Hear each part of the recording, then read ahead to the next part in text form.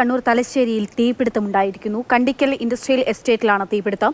3 unit fire force സ്ഥലത്തെത്തിയിട്ടുണ്ട്. Felix വിവരങ്ങളുമായി ചേരുകയാണ്. Felix, വലിയ തീപിടുത്തമാണ് ഉണ്ടായിരിക്കുന്നത്. ദൃശ്യങ്ങൾ കാണുമ്പോൾ അത് വലുതാണെന്ന് മനസ്സിലാകുന്നുണ്ട്. തീ അണയ്ക്കാനുള്ള ശ്രമം എങ്ങനെ പുരോഗമിക്കുന്നു? എന്താണ് സംഭവിച്ചത്? അല്പം മുമ്പാണ് എരഞ്ഞോളിയിലുള്ള ഈ പ്ലാസ്റ്റിക് റീസൈക്ലിംഗ് യൂണിറ്റിന് തീപിടുത്തമുണ്ടായത്. പ്ലാസ്റ്റിക് ആയതുകൊണ്ട് തന്നെ അതിവേഗം തീ പടർന്നു. വലിയ രീതിയിൽ തീ ഇപ്പോൾ ഉണ്ടാവുന്നുണ്ട്. 3 യൂണിറ്റ് ഫയർഫോഴ്സ്, തലശ്ശേരിയിൽ നിന്നടക്കം എത്തിയ 3 യൂണിറ്റ് ഫയർഫോഴ്സ് ആണ് ഇപ്പോൾ തീ അണയ്ക്കാനുള്ള ശ്രമം നടത്തുന്നത്. പക്ഷെ തീ പൂർണ്ണമായും നിയന്ത്രണ വിധേയമാക്കാൻ കഴിഞ്ഞിട്ടില്ല. സമീപത്തുള്ള ഇടങ്ങളിലേക്ക് തീ വ്യാപിക്കാതിരിക്കാനുള്ള ശ്രമമാണ് ഇപ്പോൾ ഫയർഫോഴ്സിന്റെ അടക്കം ഭാഗത്തു നിന്നും ഉണ്ടാവുന്നത്. ഏതായാലും വലിയ തീപിടുത്തം ഉണ്ടായിട്ടുണ്ട്. എന്താണ് തീപിടുത്തത്തിന് കാരണം എന്ന് സംബന്ധിച്ച് ഇപ്പോൾ ഒരു വ്യക്തതയില്ല. പക്ഷേ ഈ പരിസരത്ത് നേരത്തെ തീപിടുത്തം ഉണ്ടായതായി നാട്ടുകാർ പറയുന്നുണ്ട്. ഏതായാലും തീ വലിയ രീതിയിൽ വ്യാപിക്കുന്നു. ഫയർഫോഴ്സിന്റെ 3 യൂണിറ്റ് ഇപ്പോൾ സ്ഥലത്തെത്തി തീ അണയ്ക്കാനുള്ള ശ്രമം നടത്തുന്നുണ്ട്. പക്ഷെ നേരത്തെ സൂചിപ്പിച്ചതുപോലെ തന്നെ വലിയ തീപിടുത്തമാണ്. ആദ്യം പുക ഉയർന്നു, പിന്നീടാണ് വലിയ രീതിയിൽ തീ ആളിക്കത്തിയത്.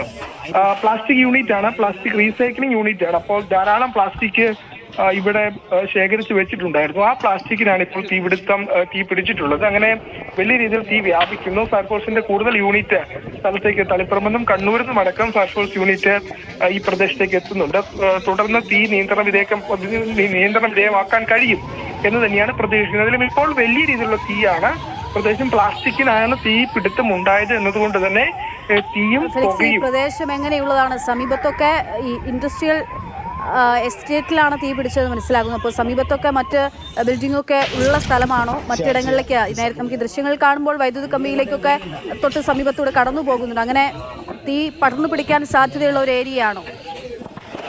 ഇതിന് തൊട്ടടുത്ത് ആൾതാമസമില്ല, പക്ഷേ മറ്റ് സ്ഥാപനങ്ങളൊക്കെ തന്നെ സ്ഥിതി ചെയ്യുന്നുണ്ട്. ഇൻഡസ്ട്രിയൽ ഏരിയ ആയതുകൊണ്ട് തന്നെ വ്യവസായ സ്ഥാപനങ്ങളാണ് ഭൂരിഭാഗം ഈ പ്രദേശത്ത് സ്ഥിതി ചെയ്യുന്നത്. അതുകൊണ്ട് അവിടേക്ക് തീ പടരാതിരിക്കാനുള്ള ശ്രമം നടത്തുന്നുണ്ട്. കാരണം വലിയൊരു ഏരിയയിൽ ഇപ്പോൾ തീപിടുത്തം ഉണ്ടായിട്ടുണ്ട്. ആ തീയാണ് അണയ്ക്കാനുള്ള ശ്രമം ഇപ്പോൾ ഫയർഫോഴ്സിന്റെ ഭാഗത്തു നിന്നും ഉണ്ടാവുന്നത്. മറ്റിടങ്ങളിലേക്ക് തീ വ്യാപിക്കാതിരിക്കാനുള്ള ശ്രമം നടത്തുന്നുണ്ട്. ഏതായാലും ആളപായം ഇതുവരെയും ഉണ്ടായിട്ടില്ല. മാത്രമല്ല ആൾതാമസം തൊട്ടടുത്ത ഇടങ്ങളിലൊന്നും തന്നെ വലിയ രീതിയിൽ ആൾതാമസമില്ല. ഇൻഡസ്ട്രിയൽ ഏരിയ ആയതുകൊണ്ട് തന്നെ മറ്റ് സ്ഥാപനങ്ങളാണ് പലയിടങ്ങളിലായിട്ടും ഉള്ളത്. ആ സ്ഥാപനങ്ങളിലേക്ക് തീ പടരാതിരിക്കാനുള്ള ശ്രമം നടത്തുന്നുണ്ട്.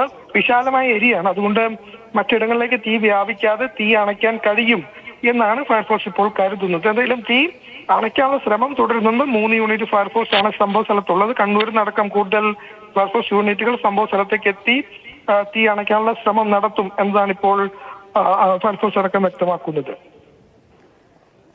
കണ്ണൂർ തലശ്ശേരിയിലാണ് തീപിടുത്തമുണ്ടായിരിക്കുന്നത്. കണ്ടിക്കൽ ഇൻഡസ്ട്രിയൽ എസ്റ്റേറ്റിലാണ് തീ പടർന്നു പിടിക്കുന്നത്. പ്ലാസ്റ്റിക് ആണുള്ളത്, പ്ലാസ്റ്റിക്കിനാണ് തീ പിടിച്ചിരിക്കുന്നത്. അതുകൊണ്ട് തന്നെ തീ വലിയ രീതിയിൽ ആളി കത്തുന്ന സാഹചര്യമുണ്ട്. 3 യൂണിറ്റ് ഫയർഫോഴ്സ് സ്ഥലത്തെത്തിയിട്ടുണ്ട്.